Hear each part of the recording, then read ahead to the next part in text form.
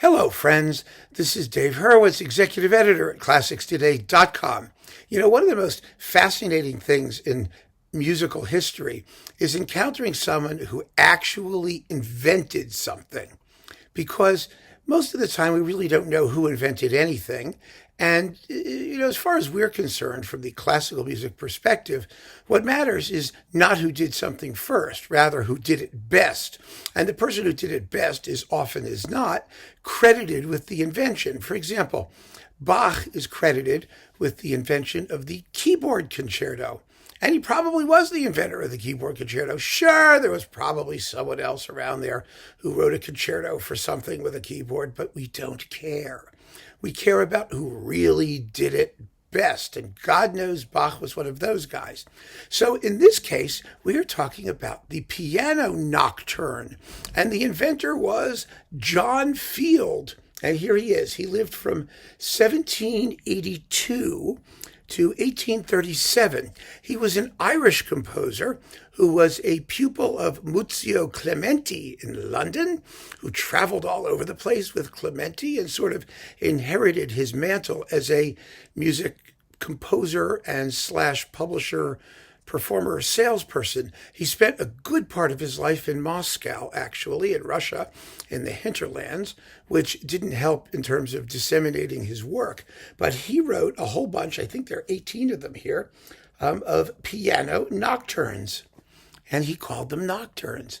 And no one before him called them nocturnes. Now, the name, of course, had been used before, notturno.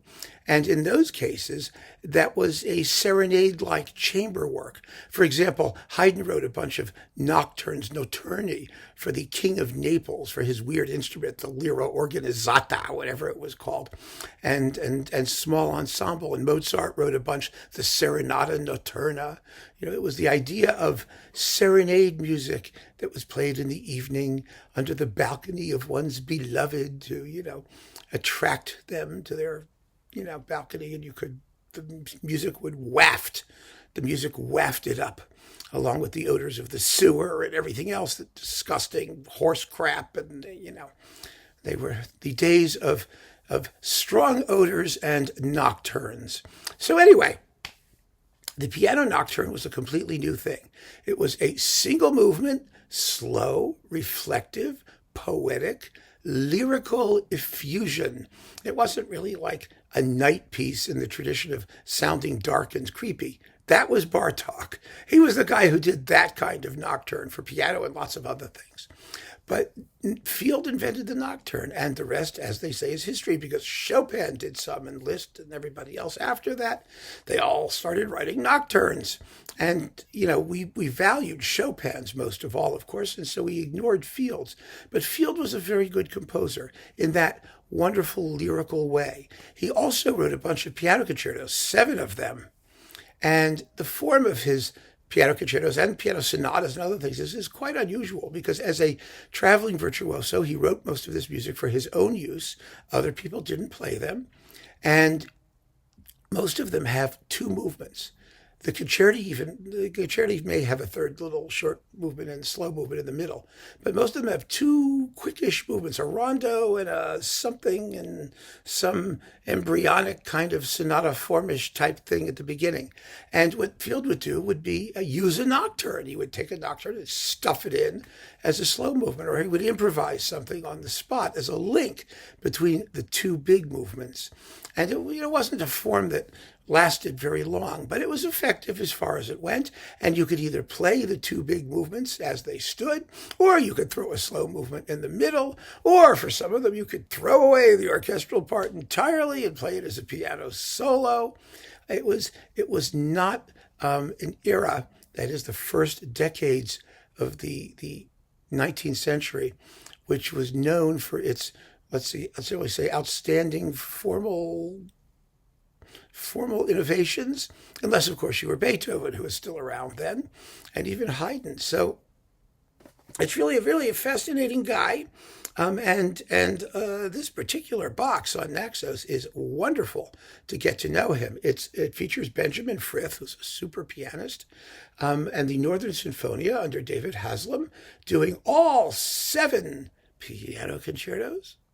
And all of the Nocturnes and the Sonatas, there aren't many of those, there's like 3 or 4 of them, and a few other miscellaneous things. And, it's just so convenient. It's 1, 2, 3, 4, 5, 6 discs all in a box. Now, the piano concertos have been recorded before. Derek Bell did them, and Michael O'Rourke did them on Chandos with Matthias Bammert. They're all very good. There are no bad performances of these pieces, thank goodness. The Nocturnes, too, they were even played on Telarc by, who was it? John O'Connor, I think, did a bunch of them. Irish pianists tend to do them because they need Irishy things to do. It's one of those, programming things where if you're from here, you have to do music from here, and you can't do music from there, even if you're better at music from there. Conductors do that too. Finnish conductors have to do Finnish, and French conductors have to do French. And it's all actually very silly. The best, the soloists ought to do what they're best at. Everybody should do what they're best at, irrespective of where they're from. But it doesn't matter, because at least it gave John Field an opportunity to be known, because his music was virtually ignored, and it really is transitional.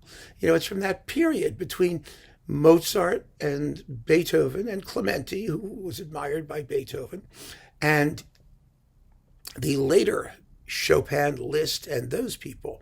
It's a different piano tradition from the Viennese school. We don't tend to value that stuff because, we just don't, which isn't really fair. But, Clementi was a wonderful composer. I did a talk on some Clementi stuff.